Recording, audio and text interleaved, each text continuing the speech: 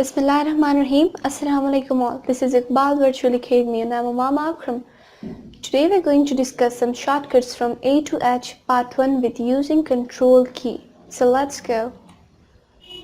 First one is Control plus A. With the help of this shortcut, we can select all text or other objects.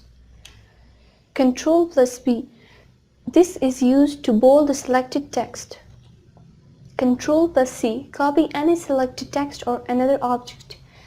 If we look to these shortcut keys, it started with the first character of the command name. Control plus C. Open font dialog box in Microsoft Word. Control plus E. Control plus E is used for center align the text. Next is Control plus F, which is used for the find text. Control plus G. It is used for go to command. And the last one, Control plus H, to open replace dialog box. Thanks a lot for watching. Kindly like, subscribe and share.